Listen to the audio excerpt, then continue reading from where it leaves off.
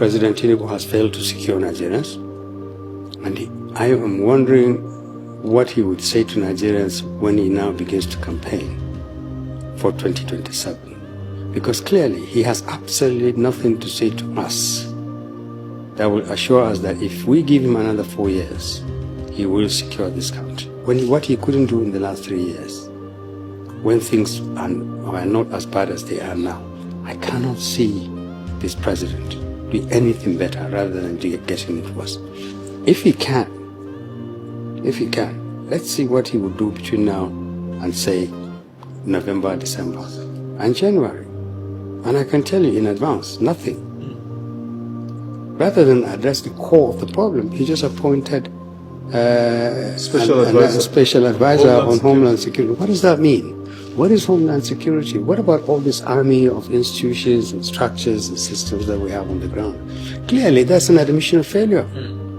This man, no matter how good he is going to have to operate either under a whole layer of systems and structures and people and institutions that have failed, or he's going to have to create his own structure. And that merely just compounds the problem. So there's no clear thinking. There appears to be a resignation on the part of government that Nigeria has to live with this. And we have to ask the question, why would Tinubu ask Nigerians to re-elect him again? This is the same president that said, if I don't give you power in 4 years, don't vote for me. There's no power. We have less power now than we had when he was in. Now, we are more insecure than when he came to power. On what basis are we going to vote for this man? Just because he's the president and he says, vote for me so that I can have 8 years? 8 years of disaster? Is that what you're asking Nigerians to go through?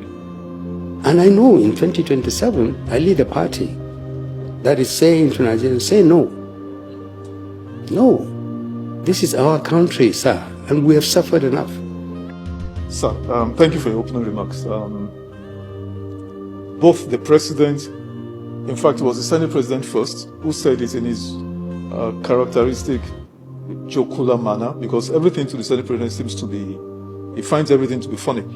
You know, no matter how dire the situation is, he tries to make light of every serious situation. So he said, he guarantees Nigerians that 2 weeks after next year's presidential election, insecurity will taper out or just peter out. Weeks. Yeah, he said it. He said it will just. Are you sure he wasn't joking? That's what I said, because you don't know when he's serious or when he's joking. Now, the president also in an interview recently, maybe 2-3 weeks ago, said it is politicians, his opponents that are using insecurity. They want to scare me off, and that he's a Lagos boy, he's a strong man, he does not get scared easily. And I'm a very patriotic Nigerian. I am committed to the peace and security of this country. I am law-abiding, and I really, really detest, I hate our circumstances. I grew up in I'm 72 now. I grew up in a great country that made every challenge and solved and dealt with it.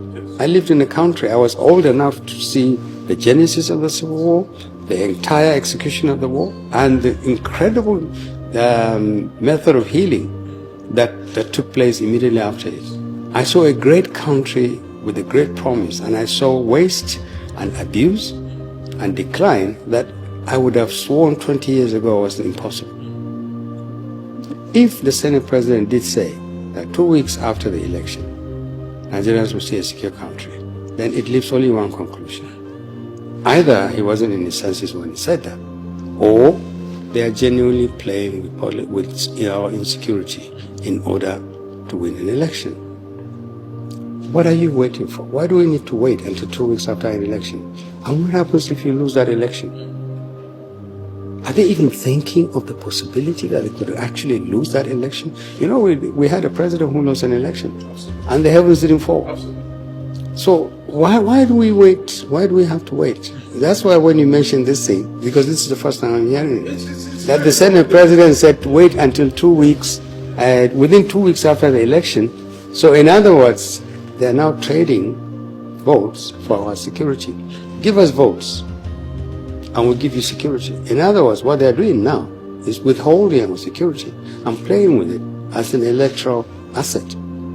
That is the most irresponsible thing anybody could say, not even do, to say the number 3 citizen of the country, to say to Nigerians, if you vote for us, in 2 weeks you'll be secure. First, with all due respect, I'll say he's lying. There's no way you can resecure a country in 2 weeks.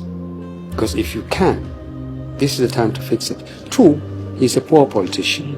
The most important thing President Tinubu or APC and this administration can do is to secure Nigeria now. Now. Not wait until you win an election. Number 3, by the time we have this election, Nigerians would have been so fed up with an administration that just rolls out press statements, Americans have killed some ISWAP leader, this one has done this one has done this. The second part of the question about blaming politicians, again, is pathetic. This is the President of the Federal Republic of Nigeria with the entire array of access to information. If you know a politician in this country or politicians who are using insecurity to demarcate you, to make you unpopular, why don't you pick them up? They are holding a Rufai now on the grounds that he said that he knows someone who was bugging Nuhu Ribadu's phone.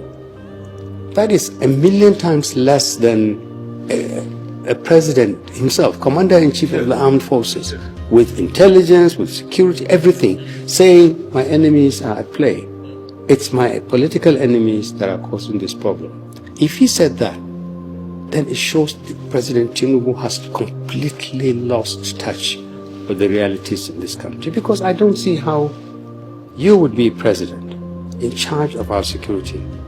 You swore on the 29th of May 2023 that you protect Nigerians. You have failed to do that. And now you're saying, oh, it was my enemies that have done that. In what way? If he's talking about criticisms, then I'm sorry for him. Nigerians will criticize him because that's his job to secure us. If he's saying that to find excuses, then I'm sorry, that is the lamest excuse you can find. If he's saying that because he has evidence, then it is irresponsible of the president not to move against those people. Enemies or not enemies, any Nigerian who is compounding our insecurity, whether he's in government or outside the government, is an enemy of the people, and it is the responsibility of this administration to deal with it.